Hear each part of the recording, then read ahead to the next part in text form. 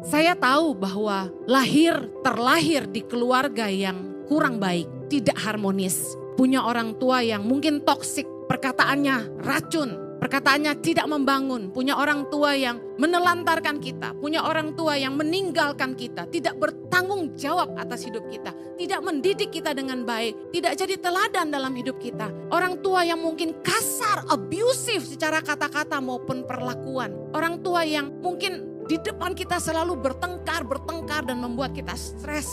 Tidaklah mudah, tetapi seburuk apapun orang tuamu, hormatilah mereka.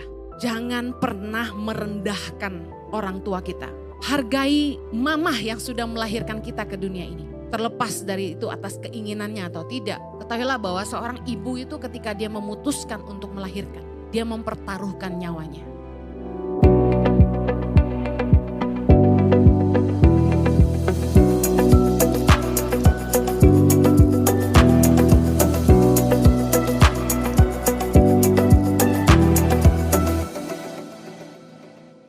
Bulan ini Impact Community Indonesia mengambil tema tentang keluarga. Dan hari ini saya akan bicara tentang hormatilah orang tuamu. Saya ingin ngomong ini dulu. Anda dengar khotbah ini dari seorang hamba Tuhan yang terlahir sebagai anak yang tidak punya orang tua yang baik. Dibesarkan dengan cara yang tidak baik dan tidak punya teladan yang baik.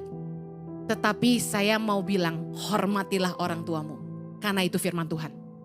Amen. Dan saya bersyukur hari ini mama saya kenal Tuhan. Orang tua saya baik hubungannya dengan saya. Dan saya tetap menghormati mereka. Dan berkat Tuhan dinyatakan dalam hidup saya. Amen. Keluarga bukan pilihan. Katakan keluarga bukan pilihan. Keluarga adalah pemberian Tuhan. Sama-sama. Bukankah kita tidak bisa memilih lahir di mana? Bukankah kita tidak bisa memilih lahir dari suku apa? Bukankah kita tidak bisa memilih lahir dari orang tua seperti apa? Ini yang disebut kedaulatan Tuhan. Kita tidak bisa memilih siapa orang tua kita. Saya tahu bahwa terlahir di keluarga yang kurang baik, tidak harmonis, punya orang tua yang mungkin toksik, perkataannya racun, perkataannya tidak membangun, punya orang tua yang menelantarkan kita, punya orang tua yang meninggalkan kita, tidak bertanggung jawab atas hidup kita, tidak mendidik kita dengan baik, tidak jadi teladan dalam hidup kita. Orang tua yang mungkin kasar, abusive secara kata-kata maupun perlakuan. Orang tua yang mungkin di depan kita selalu bertengkar dan membuat kita stres. Tidaklah mudah. Tetapi seburuk apapun orang tuamu, hormatilah mereka. Jangan pernah merendahkan orang tua kita. Hargai mamah yang sudah melahirkan kita ke dunia ini. Terlepas dari itu atas keinginannya atau tidak. Ketahuilah bahwa seorang ibu itu ketika dia memutuskan untuk melahirkan, dia mempertaruhkan nyawanya. Sesalah apapun mama saya terhadap saya di masa kecil, saya mencintai mama saya. Karena saya ingat dia melahirkan saya dengan sangat susah payah. Bukan salah dia menikah dengan pria yang kurang baik. Kalau dia harus melahirkan seorang diri dan pendarahan hebat. Dan saya tidak bisa menghakimi mama saya. Karena setelah saya menikah, saya menyadari bahwa pernikahan itu tidak mudah. Kita mudah sekali menghakimi orang tua kita yang salah, menyalahkan mereka atas perceraian mereka. Tapi tahukah Anda bahwa orang tua kita dulu juga anak-anak seperti kita yang mungkin terlahir di keluarga yang punya pola asuh yang salah. Tidak punya orang tua yang baik. Tidak punya orang tua yang memperlakukan mereka, mengasihi mereka sebagaimana harusnya. Dan mereka tidak pernah tahu bagaimana jadi orang tua yang baik. Anak saya pernah berkata, saya nggak pernah minta dilahirkan. Anak muda zaman sekarang bilang begitu. Saya enggak pernah minta dilahirkan. Jadi jangan salahkan kami gitu. Harusnya kita tuh bersyukur Tuhan itu mengizinkan kita lahir ke dunia. Kita bersyukur meskipun mungkin kita terlahir dari keluarga yang tidak sempurna.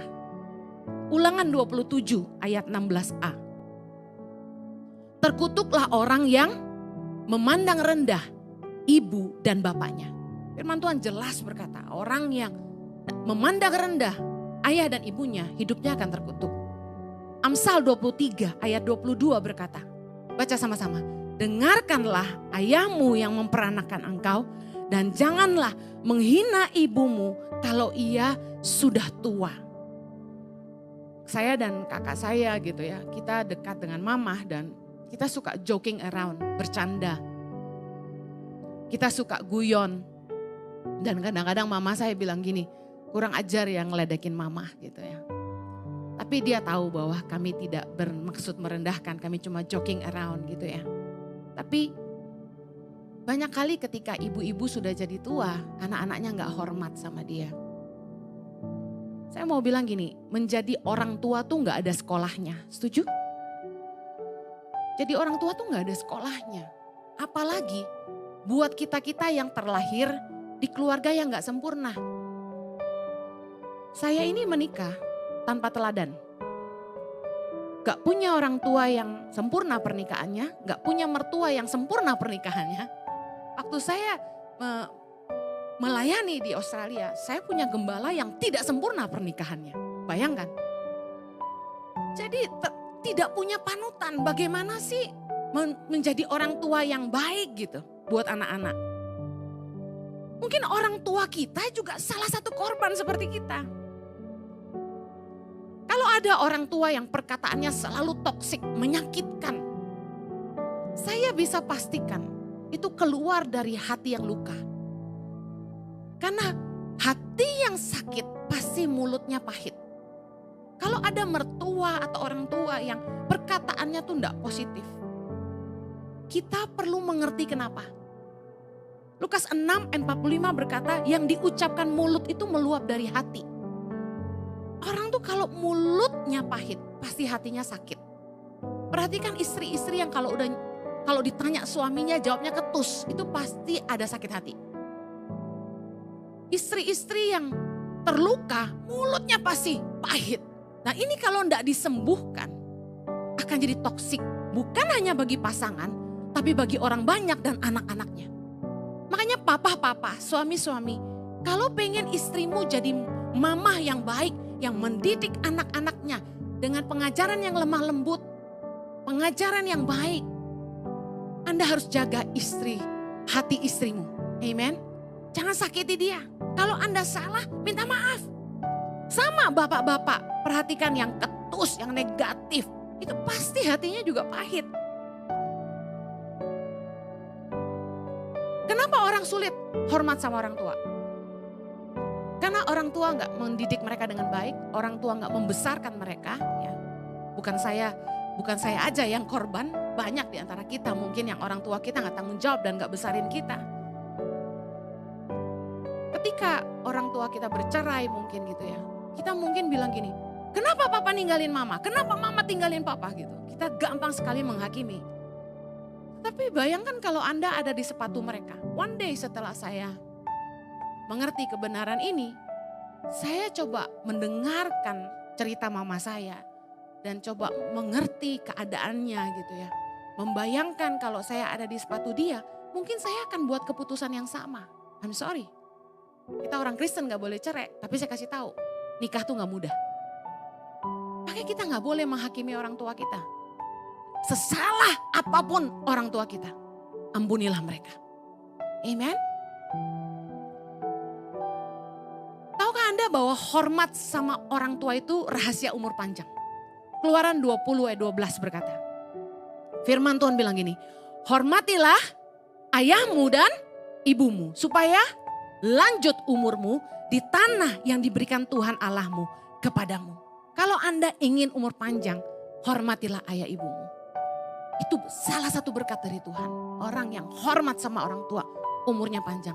Bu Heni, umur manusia di tangan Tuhan, I believe so.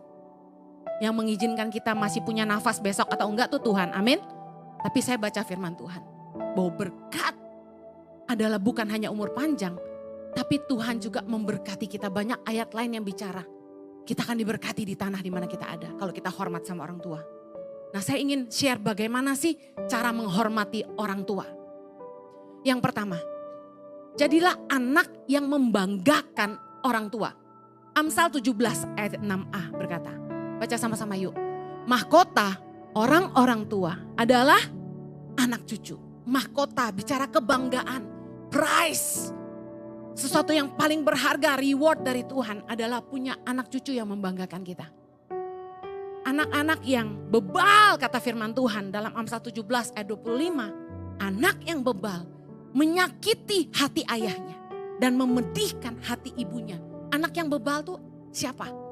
Anak-anak yang gak bisa dikasih tahu, gak bisa diajarin. Kalau dididik gak mau dengar. Anak yang bebal itu memedihkan hati ayahnya dan ibunya. Anak yang gak jadi kebanggaan seperti apa? Anak yang gak jaga pergaulan. 1 Korintus 15 ayat 33. Janganlah kamu sesat. Pergaulan yang buruk merusakkan kebiasaan yang baik. Kita udah capek-capek gedein anak kita. Kita udah capek-capek didik mereka. Tapi herannya anak itu kalau udah dewasa, survei membuktikan anak usia 13 tahun sampai umur 18 tahun. Pengaruh terbesar dalam hidup mereka adalah pergaulan mereka. Idol-idol dalam hidup mereka. Mereka ngefans sama artis mana. Dan teman-teman dekat bahkan pacar mereka akan jauh didengar daripada orang tuanya. Makanya penting banget memastikan anak-anak kita punya pergaulan yang sehat. Katakan amin. Anak yang bikin malu adalah anak yang kita udah didik baik-baik tapi pergaulannya enggak baik. Anak yang bergaul dengan orang yang jahat dan serakah. Amsal 28 ayat 7 berkata, orang yang memelihara hukum adalah anak yang berpengertian, tetapi orang yang bergaul dengan pelahap mempermalukan ayahnya. Anak yang serakah, yang bisnisnya gak bener, ini malu-maluin orang tua. Anak yang seperti apa lagi yang gak jadi kebanggaan? Anak yang memilih pasangan yang salah. Amsal 29 ayat 3 berkata gini, orang yang mencintai hikmat menggembirakan ayahnya. Tapi siapa yang bergaul dengan pelacur memboroskan harta. Yuk anak-anak muda, hati-hati pilih pasangan. Orang tua tuh cuma punya satu doa. Anak-anak kita tuh bisa pilih jodoh yang baik. Kadang-kadang waktu anak muda dinasehatin selalu pembelaannya gini. Papa mama matre, selalu maunya yang kaya gitu kan ya. Tapi saya kasih tahu, kalau kamu kaya, yang seneng tuh kamu, bukan orang tuamu aja gitu. Orang tua kecipratan dikit lah. Karena kalau saya sayang sama anak saya kan, saya pelihara dia baik-baik, dia gak pernah kelaparan, dia punya pakaian untuk dia pakai, dia punya uang untuk makan. Kalau dia sakit dia bisa berobat.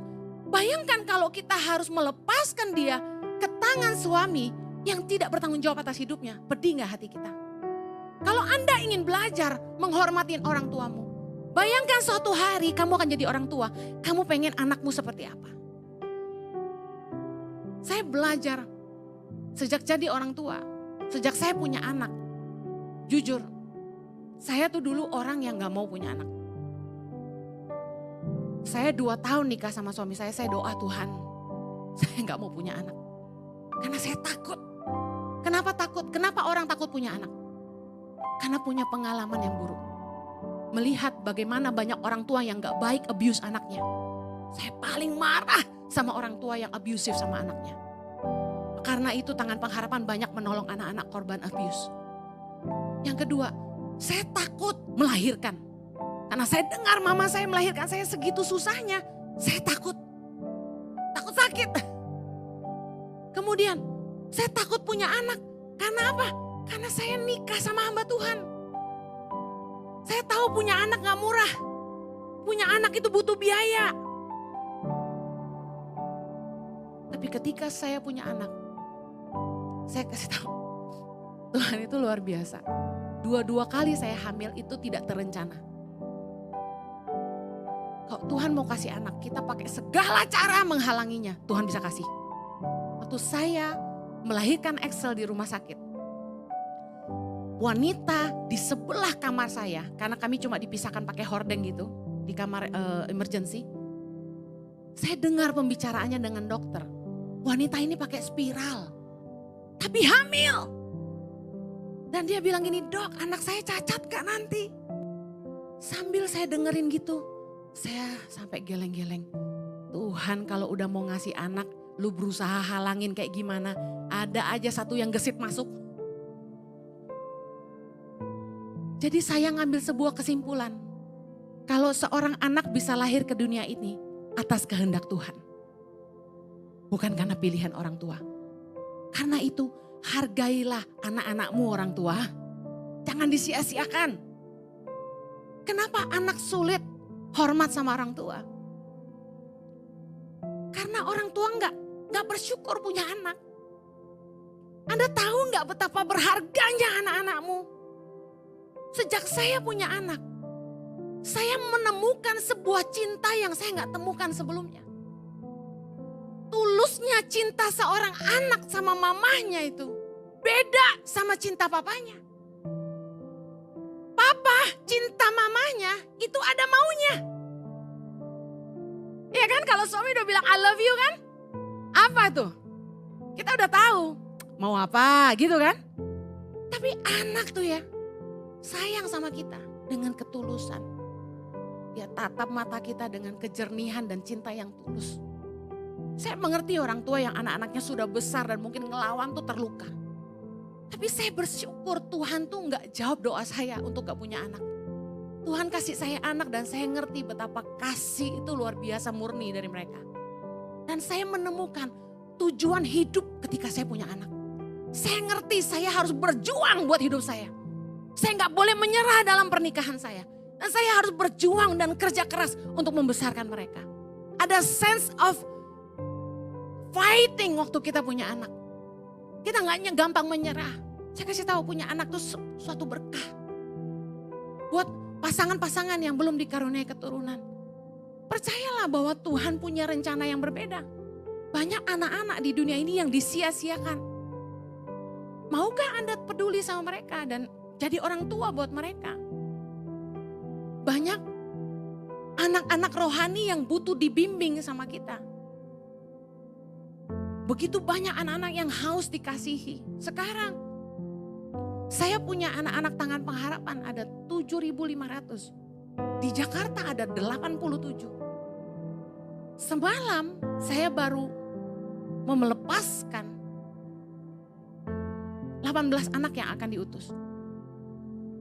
Saya nangis banget lepasin mereka. Bayangin mereka sama-sama saya 1 tahun lebih. Saya sudah berat sekali melepaskan mereka. Sampai ada yang bilang gini, Mama Heni ngelepasin yang 1 tahun aja susah, gimana yang dari kecil? Karena yang dari kecil ikut kami ada. Saya sedih sekali karena gini, saya bisa merasakan betapa mereka sayang saya dan saya sayang mereka. Orang tua yang ingin dihormati haruslah mencintai anak-anaknya. Amen. Dan jadi teladan buat mereka. Kita nuntut anak-anak kita menghormati kita, tapi kita juga harus mengasihi mereka dan jadi teladan buat mereka. Saya ingin bicara fair, gak mudah punya anak. Tapi mari anak-anak belajar menghormati orang tua. Jaga hidupmu, jaga pergaulanmu, pilih pasangan hidup yang baik. Kalau orang tua tuh ngelarang, coba dengarkan kenapa. Maaf, ada orang tua yang ngelarang anaknya pacaran dengan yang beda suku. Saya mau ingatkan begini. Tuhan itu mencintai segala bangsa. Tuhan yang menciptakan semua suku yang berbeda. Anak tuh gak bisa milih lahir dari suku mana. Kenapa kita harus menghalangi 2 orang yang saling mencintai? Kalau memang mereka jodoh dari Tuhan. Harusnya kita support dan kita lihat hal-hal lain yang lebih esensi dari sekedar suku dan warna kulit. Kita lihat orang ini takut Tuhan enggak? Anak ini sungguh-sungguh sayang sama anak kita enggak? Orang ini setia gak sama anak kita? Komitmen gak, tanggung jawab gak? Jangan lagi hanya karena warna kulit kita gak setuju. Saya setiap kali dapat DM dari anak-anak maaf keturunan Batak yang bilang gini, kami dari suku Batak Bu Heni. Suku Batak tuh macam-macam. Yang sesama apa gak boleh, yang sesama itu gak boleh. Saya pusing bacanya. Saya bilang Tuhan kok serumit itu hidup orang. Saya sama Jojo ini keturunan Chinese dan kami semarga. Sama-sama Lim. Bayangin, yang seharusnya gak boleh nikah katanya. Kita nikah tuh. Kalau bilang suku, pusing kepala anaknya. Karena anaknya cinta dan jodoh dari Tuhan gitu loh. Yuk orang Kristen lebih terbuka. Bu Heni aja yang gak belum ngalamin. Saya gak akan ngalangin anak saya nikah sama beda suku. I tell you this. Kenapa zaman sekarang masih gak Chinese gak boleh? Yang Chinese juga belum tentu baik kok. Yang kita harus lihat tuh yang esensi. Seimankah, sepadankah, setujuankah? Nilai-nilainya, karakternya, takut Tuhan gak? Kok jadi ngomongin orang tua nih, bukannya ngajarin anak-anak hormat orang tua? Well, both ways. Kedua arah. Anak-anak juga harus pilih pasangan yang baik, jangan yang bikin malu. Jangan sampai, firman Tuhan berkata gini, jangan bergaul dengan perempuan jalang. I'm sorry, kasar banget firman Tuhan loh. Amsal 7, ayat 4 berkata gini, ayat yang kelima. Supaya engkau dilindunginya terhadap perempuan jalang. Terhadap perempuan asing yang licin perkataannya. Pada waktu senja pada petang hari di malam yang gelap, ayat 10. Maka datanglah menyongsong dia seorang perempuan berpakaian sundal dengan licik, hati licik. Cerewet dan liat perempuan ini kakinya tak dapat tenang di rumah. Ia merayu orang muda itu, ayat 21. Dengan berbagai-bagai bujukan, dengan kelicinan bibir ia menggodanya. Ayat 25. Janganlah hatimu membelok ke jalan-jalan perempuan itu. Dan janganlah menyesatkan dirimu di jalan-jalannya. Karena banyaklah orang yang gugur ditewaskannya. Sangat besarlah jumlah orang yang dibunuhnya. Ayat 27. Rumahnya adalah jalan ke dunia orang mati yang menurun ke ruangan-ruangan maut. Ini nasihat buat anak-anak muda. Jangan pilih perempuan yang tidak baik. Kesedihan buat orang tua. Kalau kita lihat anak-anak kita memilih pasangan yang salah. Amen. Yuk, kalau Anda mau belajar menghormati orang tuamu, jaga hidupmu. Lakukan hal-hal yang membanggakan mereka. Berprestasilah di sekolah. Berkaryalah di duniamu. Jadilah berkat bagi banyak orang. Jangan malu-maluin orang tuamu. Pilih pasangan yang baik. Yang kedua, bagaimana cara menghormati orang tua? Cara kita menghormati orang tua yang kedua adalah memelihara orang tua di masa tua. Dalam Matius 15 saya pernah khotbah tentang ini. Bagaimana dikatakan di firman Tuhan ayat keempat. Sebab Matius 15 ayat keempat. Sebab Allah berfirman, hormatilah ayahmu dan ibumu. Dan lagi, siapa yang mengutuki ayahnya atau ibunya pasti dihukum mati. Ini Yesus yang ngomong. Tetapi kamu berkata, barang siapa berkata kepada bapaknya atau kepada ibunya, apa yang ada padaku yang dapat digunakan untuk pemeliharaanmu, sudah digunakan untuk persembahan kepada Allah. Orang itu tidak wajib lagi menghormati bapaknya atau ibunya. Dengan demikian firman Allah kamu nyatakan tidak berlaku demi adat istiadatmu sendiri. Ayat 7, Yesus bilang keras. Hai orang-orang munafik, benarlah nubuat Yesaya tentang kamu. Bangsa ini memuliakan aku dengan bibirnya, padahal hatinya jauh daripadaku. Percuma mereka beribadah kepadaku, sedangkan ajaran yang mereka ajarkan ialah perintah manusia. Saya mau tegaskan perintah Allah lebih penting daripada adat istiadat dan ajaran nenek moyang. Firman Tuhan haruslah jadi pegangan kita yang sesungguhnya. Banyak orang yang menentang firman Allah karena berpikir begini, itu kan perjanjian lama. Firman Allah tetap firman Allah. Amen. Kita gak bisa bilang itu perjanjian lama, ini perjanjian baru. Kalau Anda gak percaya sama firman Allah, ganti aja Alkitabmu. Karena firman Allah ya dan amin. Yesus selalu mengutip dari perjanjian lama. Yesus selalu mengambil firman Tuhan dari perkataan Allah. Yesus berkata, hormati ayahmu dan ibumu. Ini dari zaman Musa. 10 perintah Allah.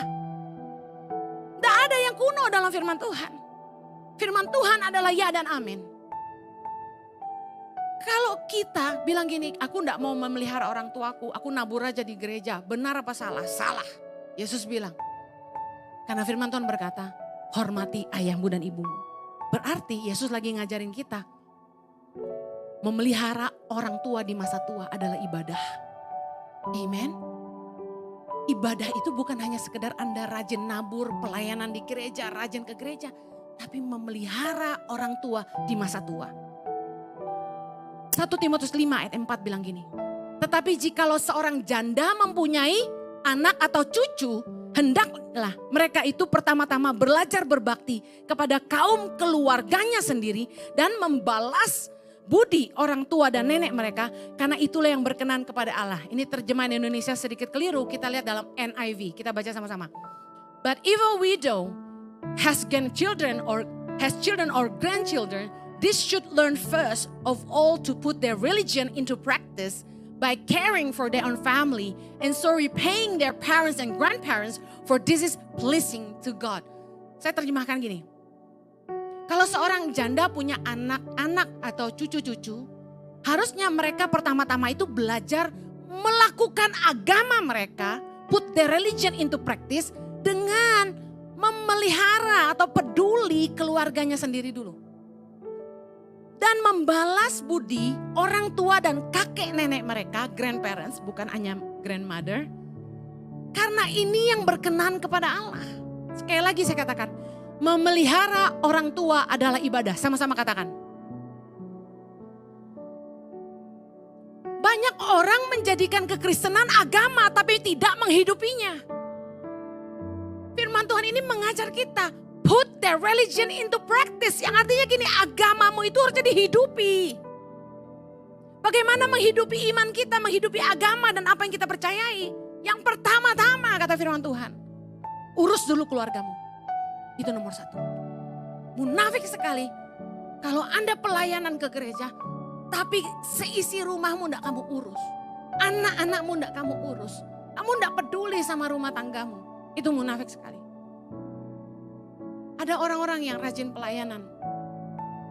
Saya dengar cerita dari keluarga. Dia bilang gini, karena itu juga pendeta kami pendeta, dia bilang gini. Tuh lihat tuh, jadi gembala. Tiap hari urusannya ngurusin orang gereja katanya. Pagi kerja, pulang kumpul sama orang gereja. Gak pernah di rumah, anaknya gak diurus katanya gitu. Makanya saya bilang sama suami saya, kita kalau menggembalakan jangan sampai terjebak. Semua orang menginginkan waktu kita, benar gak? Semua orang pengen ketemu kita. Ngajak kita makan, ngajak kita ngomong, belum yang konseling dan lain-lain. Saya selalu bilang sama suami saya, kita harus punya waktu buat anak-anak kita. Kita harus ngurus anak-anak kita. Ngurus keluarga kita. Jangan sampai kita ngurus orang lain, keluarga sendiri gak diurus. Karena ibadah yang sejati, yang menyenangkan hati Tuhan adalah ketika kita mengurus keluarga kita. Amen. Kalau Anda tidak peduli sama orang tuamu sendiri, tidak balas budi mereka yang sudah melahirkan dan membesarkan kamu, kamu munafik kata Yesus. Hai orang-orang munafik, Yesus bilang, yang kamu lakukan ajaran manusia. Anak yang sudah dewasa makanya gak boleh lagi bergantung sama orang tuanya. Anak-anak yang sudah harusnya bekerja harus cari kerja, harus berusaha cari kerja. Jangan sampai lagi membebani orang tuanya. Karena tugas kita sebagai anak adalah memelihara orang tua. Jangan sampai orang tuamu sudah umur 60-an masih kerja kasih kamu makan. Minta maaf, saya masih lihat itu. Beberapa jemaat manula usia 60-an nangis ke saya. Bu Heni doakan anak saya gak mau kerja Bu Heni. Tiap hari main game, tiap hari di rumah mengunci diri di kamar. Pacaran tapi gak kerja. Mari, makanya sebelum nikah harus kerja. Amsal 24 ayat 27 berkata, selesaikanlah pekerjaanmu di luar, siapkanlah itu di ladang, baru kemudian dirikan rumahmu. Artinya sebelum bangun rumah sendiri, harus kerja dulu. Kerjakan itu di ladang. Anak-anak yang mau nikah harus kerja. Jangan sampai udah nikah bebanin orang tua. Uang susu minta papa mama, uang suster minta papa mama. Wow, baru aja saya konseling 2 jam sama suami istri yang sedih nangis ke saya dan bilang, mantunya gak mau kerja, hidupnya cuma foya-foya. Aji mumpung kawin sama anak orang kaya, gak mau kerja. Anaknya udah 2, 1 lagi hamil.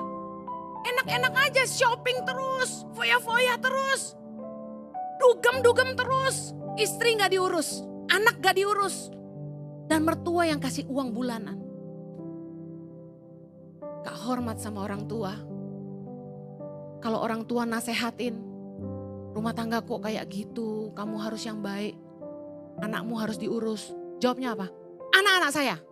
Galak sekali. Anak-anak yang gak hormat sama orang tua cuma mau uangnya orang tua. Yang kayak gini jangan dikasih uang. Saya nasehatin, saya bilang gini, kalau ibu bapak mau anak-anak itu hormat sama orang tua, kalau mereka gak sopan jangan kasih uang. Tapi lagi-lagi hati orang tua gak tega sama anaknya. Kasihan bu, nanti cucu saya gak dikasih susu yang baik. Saya bilang beliin susunya. Gak usah kasih uang sama mantunya. Tapi orang tua tuh memang hatinya luar biasa. Tapi saya kasih tahu, ibadah yang berkenan kepada Allah adalah ketika kita memelihara keluarga dan membalas budi orang tua kita dan kakek nenek kita. Amin. Ayo jangan ndak sayang sama orang tua, hormatilah mereka. Sesalah apapun mereka di masa lalu. Ada orang tua yang toksik, yang nuntut anaknya kasih kemewahan. Pernah satu kali anak muda kirim message ke saya di komen Instagram. Ci, mama saya nuntut tiap bulan mesti kasih gaji saya 4 juta ke dia. Saya gak punya tabungan sendiri Ci, dia bilang. Saya gak bisa nabung buat masa depan saya karena mama saya bilang, mama yang udah besarin kamu, mama yang kuliahin kamu, sekarang kamu setor gaji kamu ke mama gitu. Jadi orang tua juga gak boleh gitu. Menghormati orang tua itu bukan untuk kemewahan. Firman Tuhan berkata begini, 1 Timotius 5 ayat 6. Tetapi seorang janda yang hidup mewah dan berlebih-lebihan, ia sudah mati selagi hidup. Wow. Anda bilang saya kasar, Anda belum lihat Yesus marah. Ular beludak segala keluar. Segala macam kuburan disebut-sebut. Betul nggak? Ia sudah mati selagi hidup, kata Paulus. Jangan sampai Anda sebagai orang tua nuntut anakmu kemewahan. Anak mesti hormat sama orang tua. Tapi orang tua juga harus ngerti keadaan anak. Karena anak yang sudah menikah, firman Tuhan berkata, laki-laki akan meninggalkan ayahnya dan ibunya dan bersatu dengan istrinya sehingga keduanya menjadi satu daging. Dalam pernikahan, istri dan anak-anak prioritas suaminya. Tidak bisa kita nuntut anak kita kasih kita sebanyak-banyaknya. Makanya saya pernah khotbah tentang bagaimana kita mempersiapkan hari tua. Kalau Anda yang belum dengar bisa cari di YouTube saya. Saya lupa judulnya apa. Kita harus punya tabungan buat hari tua supaya kita tidak nyusahin anak cucu kita. Karena mereka juga punya tanggungan. Beda kalau anak-anak kita kaya raya berkelimpahan, khotbah ini tidak berlaku buat Anda. Kalau anakmu kaya raya bisa kasih kamu lebih, puji Tuhan. Amen. Bersyukurlah. Tapi kalau anak-anaknya pas-pasan, ayolah orang tua juga ngertilah. Saya akhiri. Jangan sampai karena membantu orang tua, anak-anak jadi ribut. 2 Korintus 12 ayat 14b berkata, karena bukan anak-anak yang harus mengumpulkan harta untuk orang tuanya, melainkan orang tualah untuk anak-anaknya. Ingat, jangan sampai nuntut anak kita. Tapi orang yang baik, kata firman Tuhan, meninggalkan warisan buat anak cucu. Sebentar ibadah jam 3 sore, saya akan khotbah tentang teladan dan warisan orang tua. Berbalik dari khotbah pagi ini, untuk anak-anak menghormati orang tua, nanti sore saya akan khotbah untuk orang tua. Apa yang harus kita tinggalkan buat anak-anak kita. Mari taburlah yang baik. Saya percaya Suatu hari nanti kita yang muda akan jadi orang tua. Dan kita juga pasti berharap anak-anak menghormati kita. Amin. Nah sekarang Anda yang muda-muda, hormatilah orang tuamu. Anda juga yang saat ini orang tuanya masih ada, mari sayangi mereka.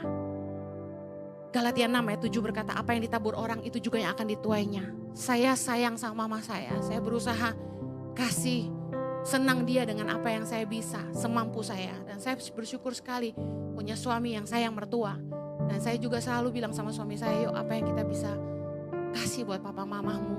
Dan kami saling memperhatikan, saya perhatikan orang tuanya dan suami saya memperhatikan mama saya. Bahkan apa yang saya gak pikirin tentang keluarga saya sendiri, suami saya pikirin. Kami menabur apa yang baik buat orang tua kami. Kami menghormati mereka meskipun kami punya orang tua yang tidak sempurna. Karena kami percaya firman Tuhan. Kita harus menghormati orang tua. Dan menghormati orang tua dan memelihara mereka di masa tua adalah ibadah. Dan kita akan menuai apa yang kita tabur.